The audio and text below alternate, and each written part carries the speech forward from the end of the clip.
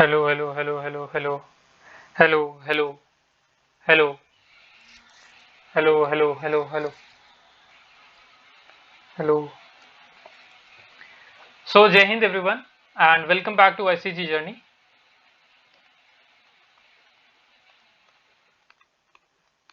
Welcome back to ICG journey. तो guys बहुत लोगों के कमेंट आए हुए थे, यूट्यूब पे भी पूछ रहे थे, व्हाट्सएप पे भी मेरे को मैसेजेस आए थे कि नेक्स्ट सीजी कैट कब होने वाला है। तो guys good news for you, CG CAT का नोटिफिकेशन ऑलरेडी निकल चुका है और आज हम देखेंगे कि जो सेकेंड 2023 सीजी कैट की जो एंट्री है उसके लिए एग्ज़ाम कब होगा, ओके, पीएसबी कब होगा, एफएसबी कब होगा, हम सिलेबस भी देखेंगे उसके अंदर क्या क्या है। ओके गाइस, तो स्टार्ट करते हैं। Okay, and please I request everyone to please subscribe the channel so that you can get all the updates related to CG CAT, PSB, FSB, interviews, everything. Okay? तो guys normally क्या होता है कि जब FSB चल रहा होता है ना किसी भी एंट्री का, उसी के बीच में CG CAT की नोटिफिकेशन निकलती है। ओके, तो ये हमेशा आपको पता, क्योंकि first time already CG CAT हो चुका है, ओके, जो मार्च में हुआ था, और सेकेंड टाइम अब होगा। ओके, तो देख लेते हैं एक बार क्या क्या एलिजिबिलिटी क्राइटेरिया है। देखो ये इंपॉर्टेंट उसके लिए है, ठीक है, ये इंपॉर्टेंट उसके लिए जो फर्स्ट टाइम दे रहे हैं, और ये उनके लिए भी इंपॉर्टेंट है जो पिछली बार जिनके डॉक्यूमेंट वेरिफिकेशन में प्रॉब्लम आई थी, या जिन्होंने गलत डेट ऑफ बर्थ भर दी थी अपनी, ठीक है, फिलिंग में उनकी प्रॉब्लम आई थी फॉर्म्स में। ऑलराइट, तो अच्छे से एक बार देख लेते हैं कि क्या क्या एलिजिबिलिटी होनी चाहिए आपको, आपकी क्वालिफिकेशंस क्या क्या होनी चाहिए। ऑलराइट, तो गाइज सबसे पहले हम देख रहे हैं कि कौन कौन सी एंट्री है। देखो नई एंट्रीज हैं। ओके, देखो जीडी है यहाँ पे, that is general duty commercial pilot licence. अगर आपके पास सीपीएल लाइसेंस है तो उसके लिए, टेक्निकल वालों के लिए भी है, that is engineering and electrical electronics. Okay, law वाले बच्चों के लिए भी है। तो गाइज इसकी जो ज्वाइनिंग होगी, ओके, ये होता है ज्वाइनिंग डेट होता है, ठीक है, 02/2023 जो है ये ज्वाइनिंग के लिए है। तो सेकेंड हाफ ऑफ 2023 में अगर आपने सारे स्टेजेस क्लियर कर लिए तो उसके बाद आप ज्वाइन करोगे Indian naval academy. All right, तो देखो जो एप्लीकेशन है वो, उसकी जो डेट है वो है 17 अगस्त, दैट इज टुडे, आज सुबह 11 बजे से, that is last day till 7 सितंबर 2022 और शाम के 5:30 बजे तक है। ओके, तो गाइज प्लीज बिल्कुल भी वेट मत करना लास्ट डे के लिए, ठीक है। लास्ट टाइम क्या हुआ था, देखो गाइज मैं चाहता हूँ पूरी वीडियो देखो, ठीक है, बीच बीच में मैं बहुत सारी चीज़ें बता देता हूँ जो इंपॉर्टेंट होती हैं। तो लास्ट टाइम क्या हुआ था कि लोगों ने फॉर्म फिल किए थे और उनको क्या प्रॉब्लम आ रही थी कि जो उनकी सिटी आई हुई थी जहाँ पे वो एग्ज़ाम देना चाहते हैं, जहाँ पे उन्होंने प्रायोरिटी भरी थी कि यहाँ पे हमको एग्ज़ाम देना है, वो चेंज हो गई थी, ठीक है। ऐसा हो जाता है गाइज, कभी कभी क्या होता है कि आप जो फॉर्म पहले भरता है उनकी सीट्स भर जाती हैं, ठीक है। तो कोशिश करना कि जो आप अपने फॉर्म भर रहे हो तो थोड़ा जल्दी भर देना, ठीक है, लास्ट मोमेंट के लिए बिल्कुल वेट मत करना। तो इस पूरी वीडियो में सारी चीज़ें बताऊंगा, कौन से डॉक्यूमेंट चाहिए, प्रोसीजर क्या होता है। ओके, स्टार्टिंग में देखते हैं कि ये एंट्री में क्या क्या चीज़ें इंपॉर्टेंट हैं। ओके, ऑल राइट,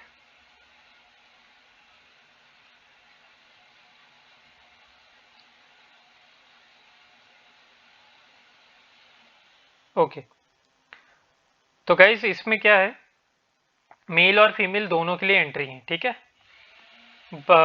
लास्ट एक या दो बार से ऐसा कुछ हो रहा था कि सिर्फ मेल की एंट्रीज आ रही थी, तो लास्ट टाइम भी फीमेल की थी और अब की बार भी फीमेल की है। ओके, तो इसके जो रजिस्ट्रेशन होंगे वो ऑनलाइन होंगे और ये आपकी ऑफिशियल वेबसाइट है, इस पर आप जाके लॉगिन कर सकते हो, अपना रजिस्टर कर सकते हो। तो नेक्स्ट वीडियो में मैं बताऊंगा कि फॉर्म फिलिंग कैसे करनी है, ठीक है, फॉर्म फिलिंग कैसे करनी है। तो अभी देख लेते हैं हम कि क्राइटेरिया क्या होनी चाहिए आपकी मिनिमम। तो अगर आप जीडी हो, जीडी के से भर रहे हो ब्रांच से, जनरल ड्यूटी से, तो आपकी जो एज है वो होनी चाहिए 1 जुलाई से 1997 से 30 जून 2001 से। अभी इसमें देखो कोस्ट गार्ड ने कुछ चेंजेस किए हैं। लास्ट टाइम क्या था, लास्ट टाइम शायद 1 जनवरी 2020 2002 था। ओके 2002 था। तो जो बच्चों ने मतलब इस टाइम पे फॉर्म भरा था जब सीजी कैट 1 था, ठीक है, सीजी कैट 1 हुआ था, तो शायद अब की बार वो फॉर्म नहीं भर पाएंगे। ठीक है, अब की बार उन्होंने रिड्यूस कर दिए एज उनके लिए, और यहाँ पे जो एज है वो इंक्रीज कर दी है। ओके, तो कुछ बच्चों के लिए अच्छा है, कुछ बच्चों के लिए नहीं है, बट ठीक है, कोई नहीं, नेक्स्ट टाइम उनके लिए अपॉर्चुनिटी रहेगी। ठीक है, तो जिनको 1997 के पहले जुलाई के बाद बाद जो बॉर्न हुए हैं उनके लिए बहुत बड़ा एडवांटेज है, आपके लिए क्या पता ये लास्ट चांस हो।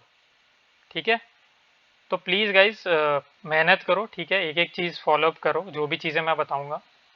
ठीक है, पीएसबी क्लियर करना, एफएसबी क्लियर करना, सीजी कैट क्लियर करने के बाद।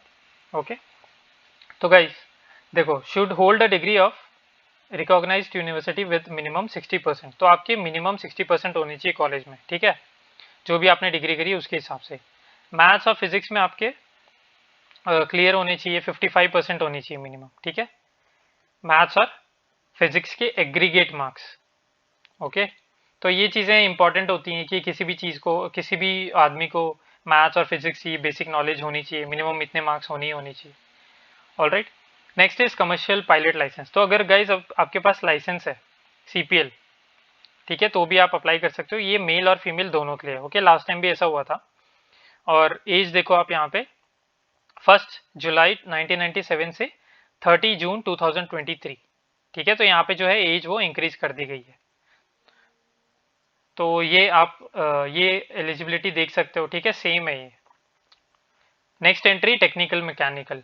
ठीक है, जो आप लोगों ने अगर मैकेनिकल करी है, ठीक है, तो यहाँ पे देखो, अगर मैकेनिकल करी है, मराइन करी है, automotive, mechatronics, industrial, production, metallurgy, design, aeronautical और एरोस्पेस, तो अगर मिनिमम 60% है आपके, तो आप इस एंट्री के लिए अप्लाई करो। ठीक है, इस एंट्री के लिए अप्लाई करो। उसके बाद क्या है, देखो ये भी चीज़ें आपके लिए है। अगर आपके पास सेक्शन ए है, बी है, ठीक है, एएमआई का अगर आप एग्ज़ाम दे रखा है आपने, उसके हिसाब से। और देखो हर उसमें क्या होता है कि 5 साल का रिलैक्सेशन होता है सिर्फ उनके लिए जो कोस्ट गार्ड में ऑलरेडी सर्व कर रहे हैं एज अ सेलर। ठीक है, उनके लिए 5 साल का रिलैक्सेशन होता है। और भी होता है, कैटेगरी के हिसाब से भी होता है, वो बाद में डिस्कस करेंगे। ठीक है, तो गाइज मिनिमम क्या होता है कि 55-60% तो होनी चाहिए आपकी क्राइटेरिया हर उसमें। तो गाइज ये देखो टेक्निकल, ठीक है, ये दूसरी एंट्री है टेक्निकल की। ठीक है, इसमें 1997 से 2001 दे रखी है। ओके, और last entry that is law. तो अगर आपने लॉ किया हुआ है, 60% आपके मार्क्स हैं, तो आप अप्लाई कर सकते हो within this date range. All right, okay, तो गाइज देखो ये जन कैटेगरी के हिसाब से दिया हुआ है इन्होंने रिलैक्सेशन। 5 साल उनके लिए जो SC/ST वाले हैं। Okay, for those who are SC/ST, तो उनके लिए 5 साल है। और अगर आप ओबीसी हो, नॉन क्रीमी लेयर, ठीक है, OBC non creamy layer, specially NCL, तो उनके लिए 3 साल होती है रिलैक्सेशन। ठीक है, तो अगर अभी डेट दी गई है 2001, तो +3 इयर्स कर सकते हैं या फिर +5 इयर्स वाले भी कर सकते हैं। ठीक है, all right, so maximum 5% relaxation in the degree certificate for SC/ST candidate. तो अगर आपकी सोचो 50% आए हैं और वहां पे मांग रहे हैं 55%, तो अगर आप SC/ST वाले हो तो आपको रिलैक्सेशन मिल जाएगा 5% का। ठीक है, no relaxation is applicable for 12th class marks. ठीक है, वो तो आपको मिनिमम चाहिए ही चाहिए उतने। ऑल राइट, तो in the case of candidates are awarded grades CGPA instead of marks, the conversion of the grades. Okay, तो आपको अगर ग्रेड्स में दिए हुए हैं तो परसेंटेज में आप कन्वर्ट करके उसको देखो कितने % आपको आए हुए हैं, अकॉर्डिंग टू दो जो फॉर्मूला आपको दिया रहता है ना यूनिवर्सिटी ने या कॉलेज ने, उसके हिसाब से। ऑल राइट, नेक्स्ट इज अगर आपने पोस्ट ग्रेजुएशन करी है तो उसमें भी रहता है एलिजिबल कि कितने मिनिमम % आपको चाहिए होते हैं। ठीक है, और गाइज ये डॉक्यूमेंट्स इंपॉर्टेंट होते हैं। ठीक है, सारे डॉक्यूमेंट्स इंपॉर्टेंट होते हैं 10th के 12th के। क्यों? क्योंकि उसमें देखो आपकी बेसिक इन्फॉर्मेशन है, डेट ऑफ बर्थ देखते हैं वो लोग, चेक करते हैं परसेंटेज वो लोग चेक करते हैं, तो ये सब इंपॉर्टेंट होती है। तो कोशिश करना कि आपके पास ओरिजिनल तो हो ही हो। ठीक है, बहुत लोगों को प्रॉब्लम आई थी PSB में और FSB में भी, पीएसबी में उनको बाहर निकाल दिया था रिकमेंड होने के बाद भी, सिर्फ डॉक्यूमेंट्स की वजह से। तो मेक श्योर आपके डॉक्यूमेंट सही रहें, जैसा मैं बताऊं उसके हिसाब से अपने डॉक्यूमेंट अरेंज करते रहना, ठीक है। तो इनकम सर्टिफिकेट चाहिए होता है ईडब्ल्यूएस वालों को, तो इस वजह से भी पीएसबी में बच्चे थोड़े निकल गए थे, ठीक है। उन्होंने रिकमेंड हो गए थे वो, बट स्टिल सिर्फ उनके पास ये डॉक्यूमेंट नहीं था, उसकी वजह से उनको निकाल दिया। Make sure you have this certificate with you if you are from EWS, all right. तो देखो गाइस, अब की बार जो है वैकेंसी ज़्यादा निकली है, ठीक है। अब की बार वैकेंसी ज़्यादा निकली है गाइस। अगर आपको लगे ना वीडियो अगर थोड़ी स्लो है या फिर ऐसा कुछ, मेरे को थोड़ा आगे स्किप करना है, तो वीडियो को 2x में देख लो, ठीक है, कोई टेंशन नहीं है। बट मैं नहीं चाहता कि कोई भी चीज़ स्किप करो, क्योंकि बीच में थोड़ी थोड़ी इंपॉर्टेंट चीज़ें मैं बताता रहता हूँ, ऑलराइट। तो जीडी वालों के लिए देखो एससी में 7 है, 4 है, 14 ओबीसी के लिए, ईडब्ल्यूएस के लिए, जनरल कैटेगरी के लिए होता है ये, ठीक है। और टोटल है 50।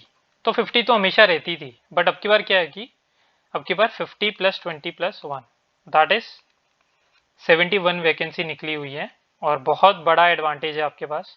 और ऑल दो वैकेंसी की जो वैकेंसी होती है वो मैटर नहीं करती, क्यों? क्योंकि जैसे पिछली बार अगर 50 वैकेंसी थी तो सिर्फ 40 लोग रिकमेंड हुए थे और मेरिट में आए थे 30, मतलब ऐसा कुछ होता है नॉर्मली, ठीक है। एक दो वैकेंसी रह जाती हैं, कभी कभी ऐसा हो जाता है, ठीक है। तो कोशिश बस ये करो कि आप रिकमेंड हो जाओ, ठीक है, और मेरिट में आने की कोशिश करो, ठीक है। वैकेंसी मत देखो कितनी है क्या है, वो सब छोड़ो, ऑलराइट। बट स्टिल आप देख सकते हो, देखो अलग अलग वैकेंसी दी हुई हैं, ओके। तो जीडी और सीपीएल की वैकेंसीज एक साथ हैं, ठीक है, और टेक वालों की अलग है, और लॉ की तो एक ही है, ठीक है, और वो भी ओबीसी के लिए। तो जो ओबीसी वाले हैं सिर्फ वही अप्लाई कर सकते हैं अगर उन्होंने लॉ कंप्लीट किया हुआ है, ठीक है।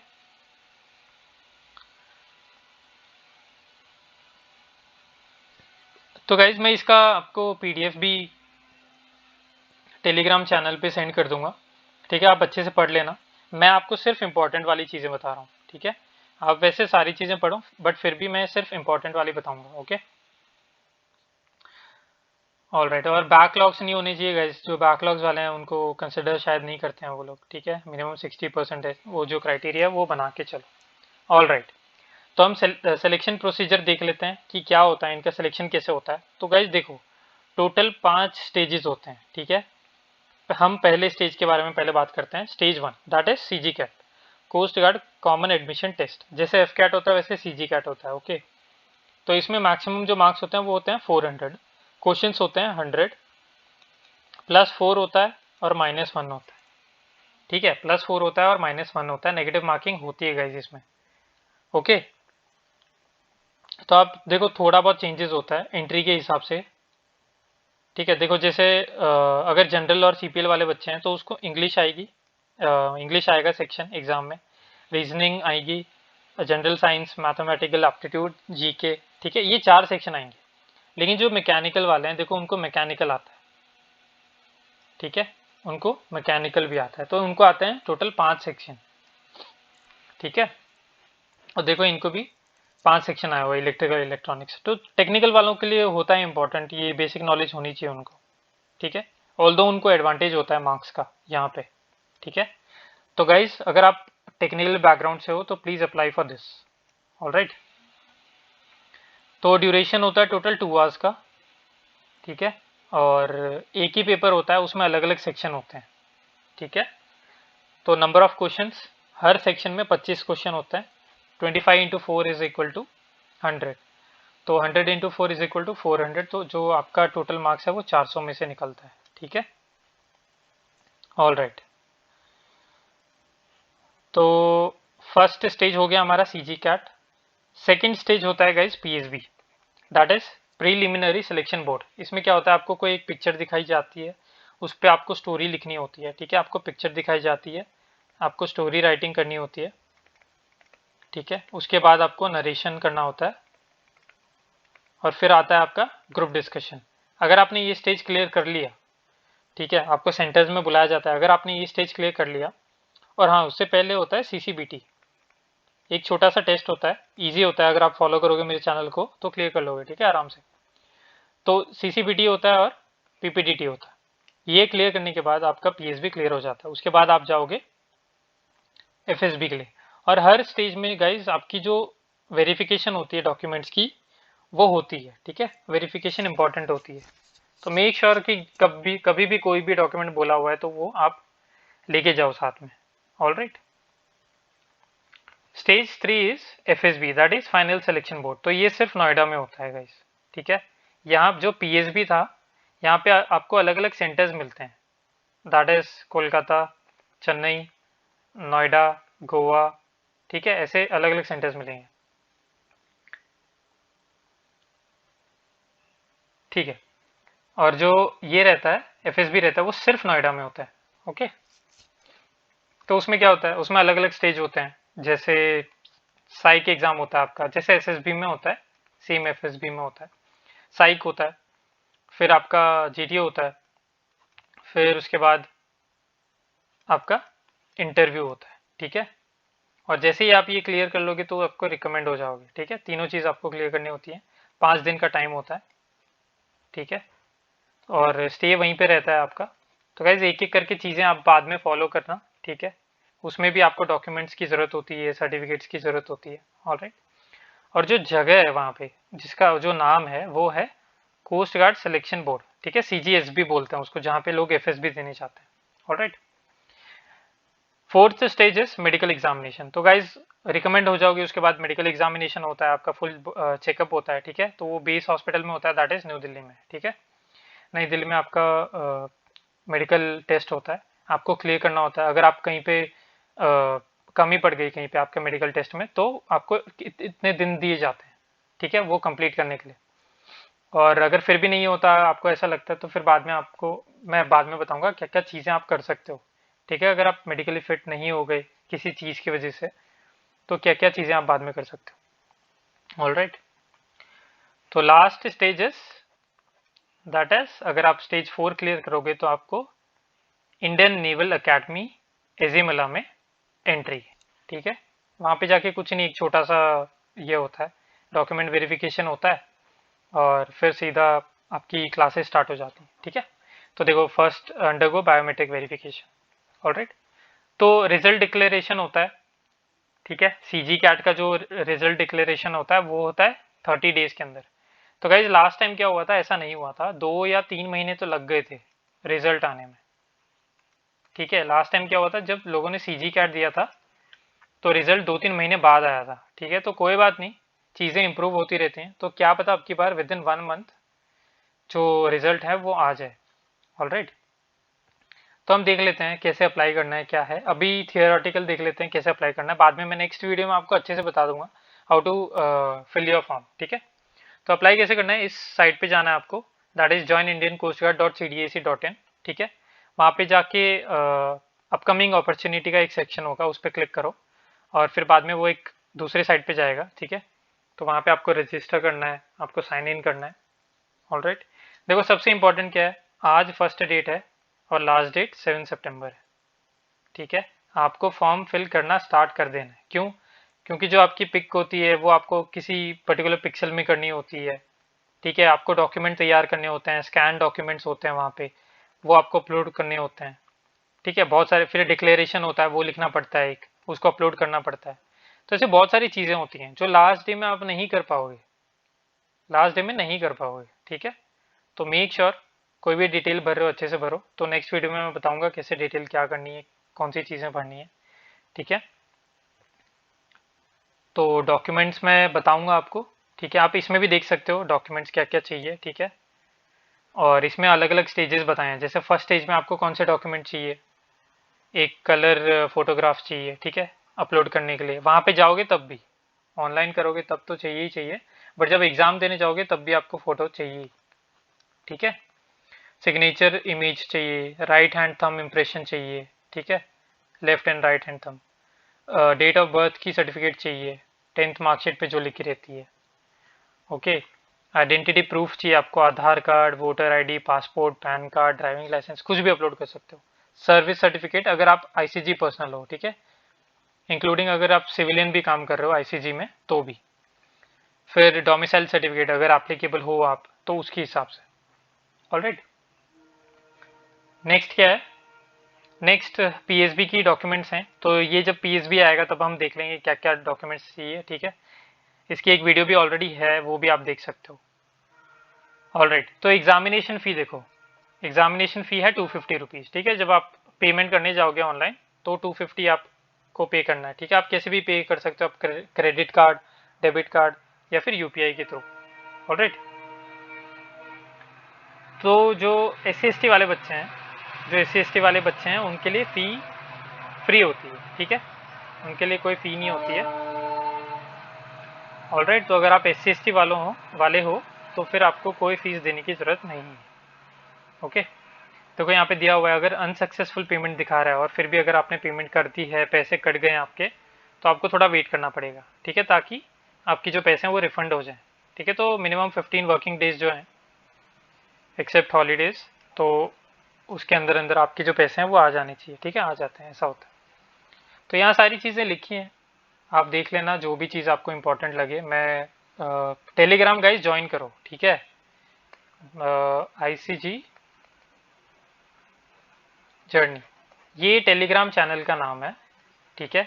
वहाँ पे आपको सेम फोटो दिख जाएगी जो यूट्यूब पे है, ठीक है। बहुत सारे बच्चे हैं वहाँ पे चाट करते हैं, ठीक है, डिस्कस करते हैं कुछ भी, ठीक है, इंपॉर्टेंट जो उनको लगता है। तो आप प्लीज़ पहले इसको फॉलो कर लो, and please do subscribe right now हमारा जो यूट्यूब चैनल है, ठीक है। ताकि गाइज देखो, इंपॉर्टेंट क्यों होता है सब्सक्राइब करना, कि आप कोई भी चीज़ छूट ना जाए आपकी। मेरे को, मैं बता रहा हूँ, मेरे को स्टेज 1 या स्टेज 2 की बात है, बच्चों ने सीजी कैट का पेपर क्लियर कर लिया था, ठीक है, सीजी कैट का पेपर क्लियर कर लिया था, तो पीएसबी के लिए उनको जाना था। बट क्या हुआ, कोई कोई बच्चों को पता चल गया कि एडमिट कार्ड कब आए हैं, क्या करना है, और वो चले गए, ठीक है। बट कोई कोई बच्चों को पता ही नहीं चला कि कब पीएसबी उनका निकल गया, उनकी डेट चली गई थी, ठीक है। बाद में वो लोग मतलब पछता रहे हैं क्योंकि उन्होंने रिटर्न एग्जाम क्लियर किया है गाइज। अगर आपने रिटर्न एग्जाम क्लियर किया है, उसके बाद आपको पीएसबी का एडमिट कार्ड है, तो आप कैसे, मतलब कुछ फायदा नहीं हुआ ना आपका, यही हो गया, नुकसान हो गया, इतना पढ़ाई किया आपने, ठीक है। तो इसलिए मैं बोलता हूँ कि आप सब्सक्राइब करो अपने लिए, ठीक है, क्योंकि आप अपडेट रहो ताकि, ठीक है, एटलीस्ट कोस्ट गार्ड के लिए, ठीक है।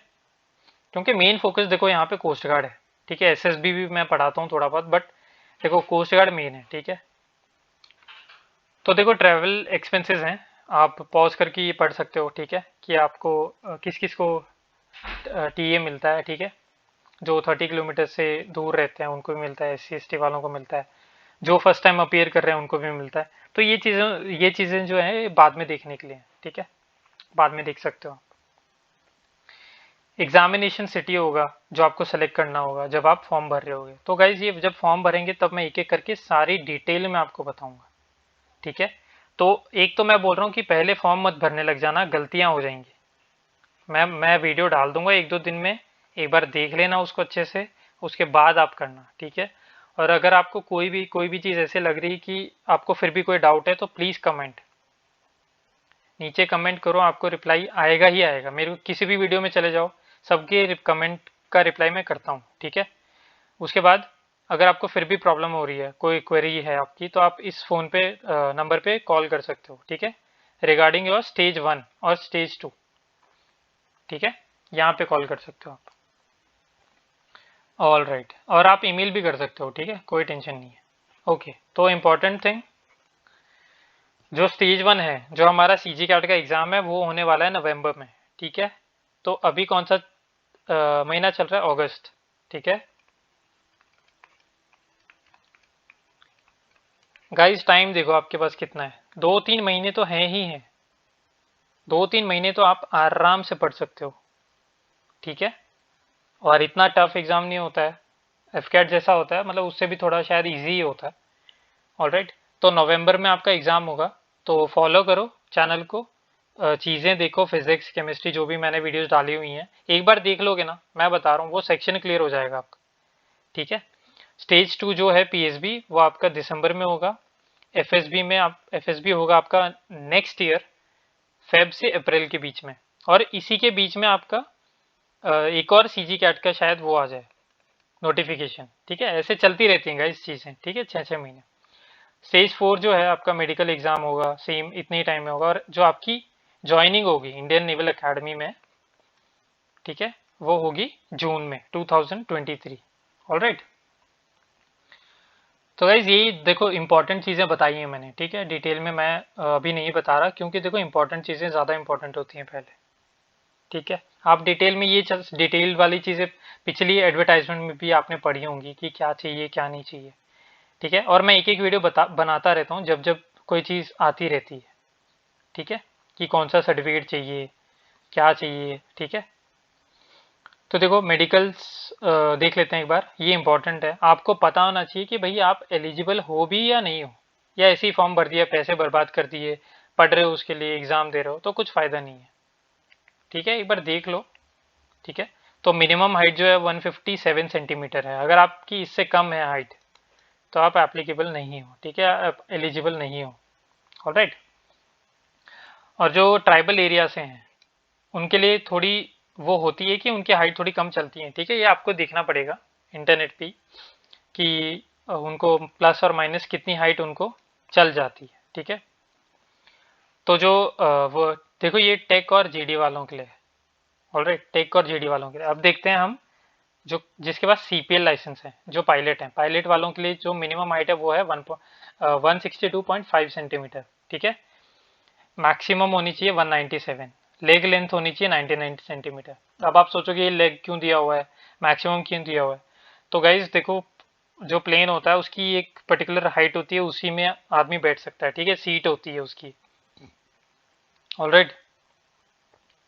तो अगर आपकी हाइट इससे ज्यादा होगी तो क्या पता आपको वो सीट अनकंफर्टेबल लगे, या स्विच कोई आपको टच कर जाए आपके हेड को, या आपके नी टच कर रहे हो किसी स्विच को, कभी भी ऑन हो जाए वो स्विच। तो इसलिए ये हाइट इंपॉर्टेंट होती है। ऑलराइट। तो जो वेट है आपका वो आप चार्ट के हिसाब से देखो, जो जो बीएमआई चार्ट होता है, ठीक है, उसके हिसाब से देखो कितना होना चाहिए आपका, आपकी एज के हिसाब से और हाइट के हिसाब से, ठीक है। प्लस और माइनस 10% एक्सेप्टेबल है, ठीक है। अगर आपकी वेट 60 केजी है और सोचो 66 चाहिए था, तो कोई बात नहीं, चल जाएगा, 10% है ना, चल जाएगा। 54 है केजी तो भी चल जाएगा। तो प्लस माइनस 10% ऑफ योर जो जितना वेट होना चाहिए, ठीक है, वो चल जाता है, ठीक है। चेस्ट की जो एक्सपेंशन होना चाहिए वो 5 सेंटीमीटर। तो नॉर्मल जब चेस्ट की साइज है, सोचो आपकी 30 आ रही है, ठीक है। तो जब आप एक्सपैंड करो आप, ठीक है, इनहेल करो, तो 30.5 सेंटीमीटर जो है वो, सॉरी 35 सेंटीमीटर जो है वो होनी चाहिए, ठीक है, मिनिमम 5 सेंटीमीटर। तो मेडिकल स्टैंडर्ड्स तो बाद में देखते हैं जब आपका मेडिकल होता है, ठीक है। बट इंपॉर्टेंट क्या है पहले जानना, 2-3 स्टेज क्लियर कर लिए बाद में निकल गए मेडिकल की वजह से, क्योंकि आपको इतना नहीं पता था कि 5 सेंटीमीटर होना चाहिए, वेट इतना होना चाहिए या हाइट इतनी, तो फिर कुछ फायदा नहीं है, ठीक है। तो आई साइट जिसको भी चश्मा लगा हुआ है उनके लिए 6x6 6x9। तो आप देखो आपके अकॉर्डिंग कौन सी चीज फिट कर रही है या फिर अनफिट है। ऑलराइट। नेक्स्ट इज गाइज, ये देखो बहुत सारे क्वेश्चन आते हैं इससे रिलेटेड डिफेंस में, कि टैटू की क्या होनी चाहिए, हम कहीं पे भी टैटू रख सकते हैं नहीं रख सकते हैं, टैटू अलाउड है या नहीं। देखो गाइज, टैटूज अलाउड है, ठीक है, लेकिन उसके भी कोई कोई चीजें हैं, ठीक है, परमिशंस हैं कि कहीं कहीं पे अलाउड है। तो permanent body tattoos are not permitted on any of the of any part of the body. However, certain concessions are permitted to candidates belonging to tribal areas. तो अगर आप ट्राइबल एरिया हो ना, ट्राइबल एरिया से belong करते हो, ठीक है, जो डिक्लेयर किया हुआ है गवर्नमेंट ऑफ इंडिया ने, तो उनको क्या होता है कि उनको करवाना पड़ता है, उनका कल्चर होता है ऐसा कुछ, तो फिर अलाउड है, ठीक है, अलाउड है। और जिसने परमानेंट बॉडी टैटू कर रखा है, inner face of four arms, सोचो आपने कोई ड्रेस पहनी हुई है और वो टैटू दिखाई नहीं दे रहा, तो इट्स ओके, ठीक है। अगर आप सल्यूट कर रहे हो किसी को तब नहीं दिखना चाहिए, तो बस वो दिखना नहीं चाहिए, ठीक है।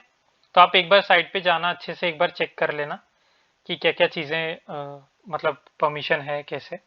Okay, all right. तो गाइज लास्ट होता है कि मेरिट लिस्ट लगती है, ठीक है। तो उसमें जो रिकमेंड होते हैं मार्क्स के हिसाब से आपकी मेरिट लिस्ट लगती है, उसके बाद आपकी ट्रेनिंग चालू हो जाती है इंडियन नेवल एकेडमी में जो केरला में है, ठीक है। और स्टार्ट हो जाता है एडमिशन जून 2023 से। ओके। तो यहाँ पे ट्रेनिंग के बारे में बोला है 22 वीक्स की ट्रेनिंग होती है। ओके, फिर उसके बाद जैसे 2 साल के लिए आपको प्रोबेशन पीरियड होता है, अंडर ट्रेनिंग होते हो आप, किसी शिप में होते हो। ऑलराइट, रीजन ऑफ रिजेक्शंस, अगर आपने कोई गलती से कुछ फॉर्म अपलोड कर दिया है जिसकी जो इंस्ट्रक्शंस थे, जो उसके अंदर चीज़ें थी, जैसे सोचो डेट ऑफ बर्थ है, गलत है, बट आपने फॉर्म में कुछ और लिखी है, आपके डॉक्यूमेंट में कुछ और है, तो रिजेक्ट हो जाओगे। तो ऐसी चीज़ें होती हैं अगर आप चीटिंग कर रहे हो, कॉपी कर रहे हो एग्ज़ाम में, ठीक है। तो कुछ ऐसी चीज़ नहीं करनी जो आपको एग्ज़ाम से ही बाहर निकाल दे। ऑलराइट, ओके, तो ठीक है, मैं एक एक चीज़ें आपको बताते रहूँगा जैसे जैसे चीज़ें आती रहेंगी। अब सिर्फ इंपॉर्टेंट चीज़ें देख रहे हैं हम लोग, ठीक है। तो 7th पे कमीशन के हिसाब से आपकी जो पेमेंट होनी चाहिए फर्स्ट असिस्टेंट कमांडेंट की होती है 56,000, ठीक है। ये आपकी बेसिक पेमेंट होती है। जो एक्चुअल पेमेंट होती है वो 56,000 प्लस ही होती है, ठीक है। ठीक है, तो उसमें बहुत सारे अलाउंस होते हैं वो जो जुड़ जाते हैं, तो आपकी अच्छी खासी पेमेंट होती है इसमें, ठीक है। बहुत सही सैलरी होती है इसमें, ठीक है। तो देखो, रैंक इंपॉर्टेंट होते हैं, आपको रैंक पता होनी चाहिए थोड़े बहुत, क्योंकि एफएसबी में पूछते हैं इंटरव्यू के टाइम पे, ठीक है। Assistant commandant, deputy commandant, commandant जीजी, कमांडेंट, डीआईजी, आईजी, एडीजी और डीजी, ठीक है। ये सबसे टॉप रैंक होता है कोस्ट गार्ड का। और बाकी बेनिफिट मिलेंगे आपको, जैसे मेडिकल कवर मिलेगा आपका खुद का और आपकी पूरी फैमिली का, ठीक है। आपके माता पिता, पेरेंट्स, आपके जो भी डिपेंडेंट्स हैं, बच्चे, ठीक है, उन सबका जो भी है उनको मिलता ही है, ठीक है। मेडिकल कवर मिलता है उनको। ओके, फर्निश्ड गवर्नमेंट अकोमोडेशन आपको मिलता है, ठीक है। 45 डेज का आपको लीव मिलती है, प्लस 8 डेज कैजुअल लीव मिलती है, ठीक है, अपने लिए, अपनी फैमिली के लिए। ओके, आपका इंश्योरेंस कवर होता है 1 करोड़ का।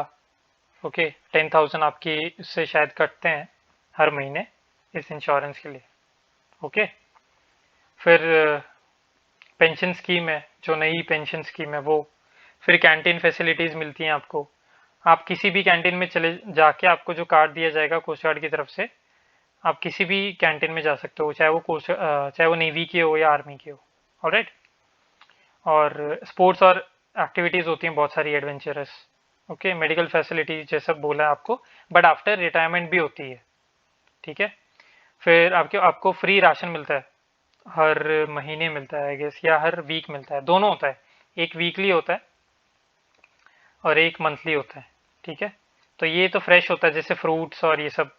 और ये जैसे राशन पूरा, जैसे आपका फ्लोर हो गया, जैसे आटा हो गया, ठीक है, दाल हो गई, तो वो सब चीज़ें मंथली में आती है, वीकली आती है। ऑलराइट, तो गाइज देखो, इतनी सारी चीज़ें हैं, है ना, इतनी सारी चीज़ें हैं जो आपको बेनिफिशियल है आपके लिए। ओके, तो गाइज इतना ही है। आप देखो अभी क्या करो, चीज़ें एक बार दोबारा देखना, ठीक है, ये एडवर्टाइजमेंट को दोबारा देखना, और देखो कितनी अच्छी न्यूज़ है आपके लिए कि आपको दोबारा कोस्ट गार्ड का एग्ज़ाम देने के लिए मिल रहा है ना। कोई कोई होता है जिसका लास्ट अटेम्प्ट था लास्ट टाइम और उसका क्लियर नहीं हुआ उस टाइम पे भी, ठीक है, उसने बहुत सारे रिजेक्शंस ऑलरेडी देख लिए। तो ये देखो, आपको इतनी अच्छी अपॉर्चुनिटी मिली है, तो प्लीज़ उसको ग्रैब करो, प्लीज़ उसको उसको भरो, उस फॉर्म को भरो, ठीक है। 250 जो है वो ज़्यादा नहीं होता किसी भी एग्ज़ाम के लिए, ठीक है। आज के टाइम पे बहुत सारे एग्जाम्स होते हैं, 3-3 हज़ार रुपये मांग लेते हैं वो एक एग्जाम के लिए, 10,000 रुपये भी मांगते हैं कोई कोई एग्जाम्स, ठीक है। तो 250 गाइस कुछ भी नहीं है, ठीक है।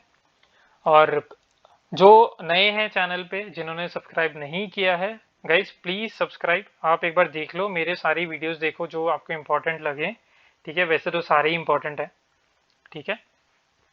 और सब्सक्राइब करो, ठीक है। और नेक्स्ट वीडियोस मैं और डालते रहूँगा धीरे धीरे, ठीक है, और आपको चीज़ें बताता रहूँगा, प्लीज़ फॉलो करते रहना। ओके, सो गाइज मिलते हैं नेक्स्ट वीडियो में।